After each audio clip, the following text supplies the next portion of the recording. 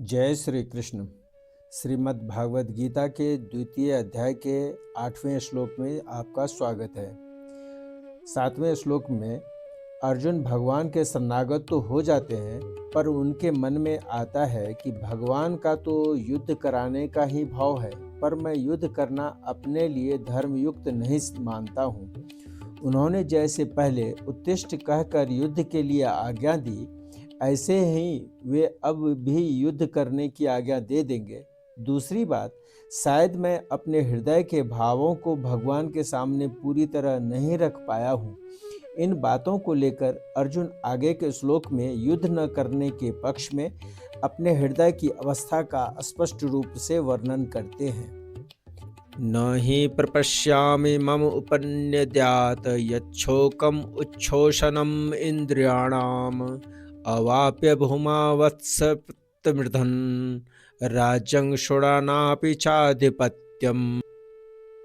अर्जुन सोचते हैं कि भगवान ऐसा समझते होंगे कि अर्जुन युद्ध करेगा तो उसकी विजय होगी और विजय होने पर उसको राज्य मिल जाएगा, जिससे उसके चिंता शोक मिट जाएंगे और संतोष हो जाएगा। परंतु शोक के कारण मेरी ऐसी दशा हो गई है कि विजय होने पर भी मेरा शोक दूर हो जाए, ऐसी बात मैं नहीं देखता। अगर मुझे धन धान्य से संपन्न और निष्कंटक राज्य मिल जाए, अर्थात जिस राज्य में प्रजा सब सुखी हो, प्रजा के पास खूब धन धान्य हो, किसी चीज की कमी न हो और राज्य में कोई वैरी भी न हो, ऐसा राज्य मिल जाए तो भी मेरा शोक दूर नहीं हो सकता।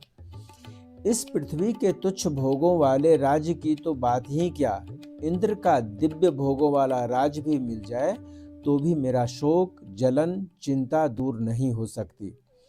अर्जुन ने पहले अध्याय में यह बात कही थी कि मैं न विजय चाहता हूँ, न राज्य चाहता हूँ और न सुख ही चाहता हूँ, क्योंकि उस राज से क्या होगा, उन भोगों से क्या होगा और उस जीने से क्या होगा।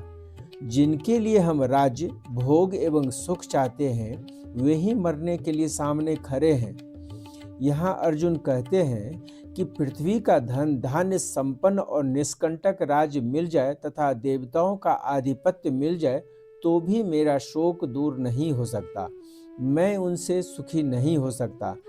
वहाँ तो कौटुंबिक ममता की वृत्ति ज्यादा होने से अर्जुन की युद्ध से उपरति हुई है और यहाँ उनकी जो उपरति हो रही है वह अपने कल्याण की वृत्ति पैदा होने से हो रही है। अतः वहाँ की उपरति और यहाँ की उपरति में बहुत अंतर है। जब कुटुंबियों के मरने की आशंका से ही मुझे इतना शोक हो रहा है, तब उनके मरने पर मुझे कितना शोक होगा। अगर मुझे राज्य के लिए ही शोक होता तो वह राज्य के मिलने से मिट जाता, परंतु कुटुंब के नाश की आशंका से होने वाला शोक राज्य के मिलने से कैसे मिटेगा। शोक का मिटना तो दूर रहा, प्रत्युत शोक और बढ़ेगा, क्योंकि युद्ध में सब मारे जाएंगे तो मिले हुए राज्य को कौन भोगेगा, वह किसके काम आएगा। अतः पृथ्वी का राज्य और स्वर्ग का आधिपत्य मिलने पर भी इंद्रियों को सुखाने वाला मेरा शोक दूर नहीं हो सकता। प्राकृतिक पदार्थों के प्राप्त होने पर भी मेरा शोक दूर हो जाए, यह मैं नहीं देखता हूँ। ऐसा कहने के बाद अर्जुन ने क्या किया, इसका वर्णन संजय आगे के श्लोक में करते हैं। संजय उवाच एव मुक्त्वा ऋषिकेशं गुडाकेशः परन्तप न योत्सयति गोविंद मुक्त्या तृष्णी बभूवः। अर्जुन ने अपना और भगवान का दोनों का पक्ष सामने रखकर उन पर विचार किया तो अंत में वे इसी निर्णय पर पहुंचे कि युद्ध करने से तो अधिक से अधिक राज्य प्राप्त हो जाएगा, मान हो जाएगा, संसार में यश हो जाएगा, परंतु मेरे हृदय में जो शोक है, चिंता है, दुख है, वे दूर नहीं होंगे। अतः अर्जुन को युद्ध न करना ही ठीक मालूम दिया। यद्यपि अर्जुन भगवान की बात का आदर करते हैं और उसकी मानना भी चाहते हैं, परंतु उनके भीतर युद्ध करने की बात ठीक ठीक जच नहीं रही है। इसलिए अर्जुन अपने भीतर जची हुई बात को ही यहाँ स्पष्ट रूप से साफ साफ कह देते हैं कि मैं युद्ध नहीं करूँगा। इस प्रकार जब अपनी बात, अपना निर्णय भगवान से साफ साफ कह दिया, तब भगवान से कहने के लिए और कोई बाकी रहा ही नहीं, अतः वे चुप हो जाते हैं। जब अर्जुन ने युद्ध करने के लिए साफ मना कर दिया, तब उसके बाद क्या हुआ, इसको संजय आगे के श्लोक में बताते हैं। तमुवाच ऋषिकेशं प्रहसनेव भारत, सेनयोरुभयोर्मध्ये विषिदन्तमिदं वचः। अर्जुन ने बड़ी सूरवीरता और उत्साहपूर्वक योद्धाओं को देखने के लिए भगवान से दोनों सेनाओं के बीच में रथ खड़ा करने के लिए कहा था। अब वहीं पर अर्थात दोनों सेनाओं के बीच में अर्जुन विषाद मग्न हो गए। वास्तव में होना यह चाहिए था कि वे जिस उद्देश्य से आए थे उस उद्देश्य के अनुसार युद्ध के लिए खड़े हो जाते, परंतु उस उद्देश्य को छोड़कर अर्जुन चिंता शोक में फंस गए। अतः अब दोनों सेनाओं के बीच में ही भगवान शोकमग्न अर्जुन को उपदेश देना आरंभ करते हैं। तात्पर्य है कि अर्जुन के भाव बदलने को देखकर, अर्थात पहले जो युद्ध करने का भाव था वह अब विषाद में बदल गया। इसको देखकर भगवान को हंसी आ गई। दूसरी बात, अर्जुन ने पहले कहा था कि मैं आपके शरण में हूँ, मुझे शिक्षा दीजिए, अर्थात मैं युद्ध करूँ या न करूँ, मुझे क्या करना चाहिए इसकी शिक्षा दीजिए। परंतु यहाँ मेरे कुछ बोले बिना अपनी तरफ से ही निश्चय कर लिया कि मैं युद्ध नहीं करूँगा।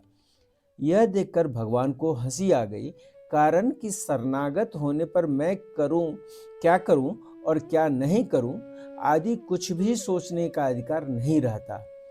उसको तो इतना ही अधिकार रहता है कि शरण्य जो काम कहता है वही काम करे।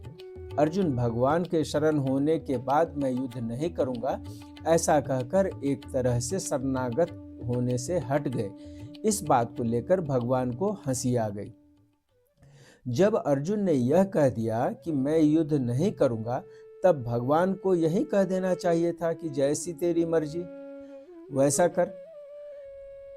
परंतु भगवान ने यही समझा कि मनुष्य जब चिंता शोक से विकल हो जाता है तब वह अपने कर्तव्य निर्णय न कर सकने के कारण कभी कुछ तो कभी कुछ बोल उठता है। यही दशा अर्जुन की हो रही है। अतः भगवान के हृदय में अर्जुन के प्रति अत्यधिक स्नेह होने के कारण कृपालुता उमड़ पड़ी, कारण कि भगवान साधक के वचनों की तरफ ध्यान न देकर उसके भाव की तरफ ही देखते हैं। इसलिए भगवान अर्जुन के मैं युद्ध नहीं करूंगा इस वचन की तरफ ध्यान न देकर उपदेश आरंभ कर देते हैं। जो वचन मात्र से भी भगवान के शरण हो जाता है, भगवान उसको स्वीकार कर लेते हैं। भगवान के हृदय में प्राणियों के प्रति कितनी दयालुता है। कहने का तात्पर्य है कि भगवान अंतर्यामी है, अर्थात प्राणियों की भीतरी भावों को जानने वाले हैं। भगवान अर्जुन के भीतरी भावों को जानते हैं कि अभी तो कौटुंबिक मोह के वेग के कारण और राज्य मिलने से अपना शोक मिटता न दिखने के कारण यह कह रहा है कि मैं युद्ध नहीं करूंगा, परंतु जब इसको स्वयं चेत होगा तब यह बात ठहरेगी नहीं और मैं जैसा कहूंगा वैसा ही यह करेगा। धर्म भूमि कुरुक्षेत्र के एक भाग में कौरव सेना खड़ी है और दूसरे भाग में पांडव सेना। दोनों सेनाओं के मध्य भाग में श्वेत घोड़ों से युक्त एक महान रथ खड़ा है। उस रथ के एक भाग में भगवान श्री कृष्ण बैठे हैं और एक भाग में अर्जुन। अर्जुन के निमित्त मनुष्य मात्र का कल्याण करने के लिए भगवान अपना अलौकिक उपदेश आरंभ करते हैं और सर्वप्रथम शरीर तथा शरीरी के विभाग का वर्णन करते हैं। शोकाविष्ट अर्जुन को शोक निवृत्ति का उपदेश देने के लिए भगवान आगे का प्रकरण कहते हैं। अशोच्यान अन्वशोचत्वं प्रज्ञावादांश्च भाससे गतासून अगतासूंश्च नानु शोचन्ति पंडिताः। मनुष्य को शोक तब होता है जब वह संसार के प्राणी पदार्थों में दो विभाग कर लेता है कि ये मेरे हैं और ये मेरे नहीं हैं, ये मेरे निजी कुटुंबी हैं और ये मेरे निजी कुटुंबी नहीं हैं, ये हमारे वर्ण के हैं और ये हमारे वर्ण के नहीं हैं, ये हमारे आश्रम के हैं और ये हमारे आश्रम के नहीं हैं, ये हमारे पक्ष के हैं और ये हमारे पक्ष के नहीं हैं। जो हमारे होते हैं उनमें ममता, कामना, प्रियता, आसक्ति हो जाती है। इन ममता, कामना आदि से ही शोक, चिंता, भय, उद्वेग, हलचल, संताप आदि दोष पैदा होते हैं। ऐसा कोई भी दोष अनर्थ नहीं है जो ममता, कामना आदि से पैदा न होता हो। यह सिद्धांत है। गीता में सबसे पहले धृतराष्ट्र ने कहा कि मेरे और पांडु के पुत्रों ने युद्ध भूमि में क्या किया। यद्यपि पांडव धृतराष्ट्र को अपने पिता से भी अधिक आदर दृष्टि से देखते थे, तथापि धृतराष्ट्र के मन में अपने पुत्रों के प्रति ममता थी। अतः उनका अपने पुत्रों में और पांडवों में भेदभाव पूर्वक पक्षपात था कि ये मेरे हैं और ये मेरे नहीं हैं। जो ममता धृतराष्ट्र में थी वही ममता अर्जुन में भी पैदा हुई, परंतु अर्जुन की वह ममता धृतराष्ट्र की ममता के समान नहीं थी। अर्जुन में धृतराष्ट्र की तरह पक्षपात नहीं था, अतः वे सभी को स्वजन कहते हैं। दृष्टवेयम स्वजनम, और दुर्योधन आदि को भी स्वजन कहते हैं। तात्पर्य है कि अर्जुन की संपूर्ण कुरुवंशियों में ममता थी और उन ममता के कारण ही उनके मरने की आशंका से अर्जुन को शोक हो रहा था। इस शोक को मिटाने के लिए भगवान ने अर्जुन को गीता का उपदेश दिया है, जो इस 11वें श्लोक से आरंभ होता है। इसके अंत में भगवान इसी शोक को अनुचित बताते हुए कहेंगे कि तू केवल मेरा ही आश्रय ले और शोक मत कर, कारण कि संसार का आश्रय लेने से ही शोक होता है और अनन्य भाव से मेरा आश्रय लेने से तेरे शोक, चिंता आदि सब मिट जाएंगे। संसार मात्र में दो चीजें हैं, सत और असत, शरीरी और शरीर। इन दोनों में शरीरी तो अविनाशी है और शरीर विनाशी है। ये दोनों ही अशोच्य हैं। अविनाशी का कभी विनाश नहीं होता, इसलिए उसके लिए शोक करना बनता ही नहीं, और विनाशी का विनाश होता ही है। वह एक क्षण भी अस्थायी रूप से नहीं रहता, इसलिए उसके शोक करना नहीं बनता। तात्पर्य हुआ कि शोक करना न तो शरीरी को लेकर बन सकता है और न शरीरों को लेकर ही बन सकता है। शोक के होने में तो केवल अविवेक, मूर्खता ही कारण है। मनुष्य के सामने जन्मना, मरना, लाभ, हानि आदि के रूप में जो कुछ परिस्थिति आती है वह प्रारब्ध का अर्थात अपने किए हुए कर्मों का ही फल है। उस अनुकूल प्रतिकूल परिस्थिति को लेकर शोक करना, सुखी दुखी होना केवल मूर्खता ही है। कारण कि परिस्थिति चाहे अनुकूल आए चाहे प्रतिकूल आए, उसका आरंभ और अंत होता है, अर्थात वह परिस्थिति पहले भी नहीं थी और अंत में भी नहीं रहेगी। जो परिस्थिति आदि में और अंत में नहीं होती वह बीच में एक क्षण भी अस्थायी नहीं होती। अगर अस्थायी होती तो मिटती कैसे, और मिटती है तो अस्थायी कैसे। ऐसी प्रतिक्षण मिटने वाली अनुकूल प्रतिकूल परिस्थिति को लेकर हर्ष शोक करना, सुखी दुखी होना केवल मूर्खता है। एक तरफ तो तू पंडिताई की बातें बघार रहा है और दूसरी तरफ शोक भी कर रहा है, अतः तू केवल बातें ही बनाता है। वास्तव में तू पंडित नहीं है, क्योंकि जो पंडित होते हैं वे किसी के लिए भी कभी शोक नहीं करते। कुल का नाश होने से कुल धर्म नष्ट हो जाएगा, धर्म के नष्ट होने से स्त्रियां दूषित हो जाएंगी, जिससे वर्ण संकर पैदा होगा। वह वर्ण संकर कुल घातियों को और उनके कुल को नरकों में ले जाने वाला होगा। पिंड और पानी न मिलने से उनके पितरों का भी पतन हो जाएगा। ऐसी तेरी पंडिताई की बातों से भी यही सिद्ध होता है कि शरीर नाशवान है और शरीरी अविनाशी है। अगर शरीरी स्वयं अविनाशी न होता तो कुलघाती और कुल के नरकों में जाने का भय नहीं होता, पितरों का पतन होने की चिंता नहीं होती। अगर तुझे कुल की और पितरों की चिंता होती है, उनका पतन होने का भय होता है, तो इससे सिद्ध होता है कि शरीर नाशवान है और उसमें रहने वाला शरीर नित्य है। अतः शरीरों के नाश को लेकर तेरा शोक करना अनुचित है। सबके पिंड प्राण का वियोग अवश्यंभावी है।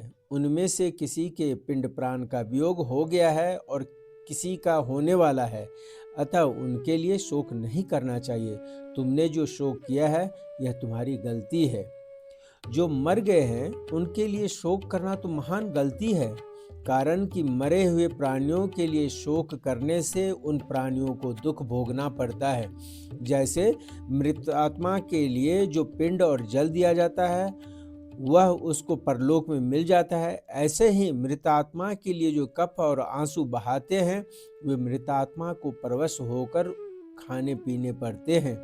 जो अभी जी रहे हैं उनके लिए भी शोक नहीं करना चाहिए, उनका तो पालन पोषण करना चाहिए, प्रबंध करना चाहिए।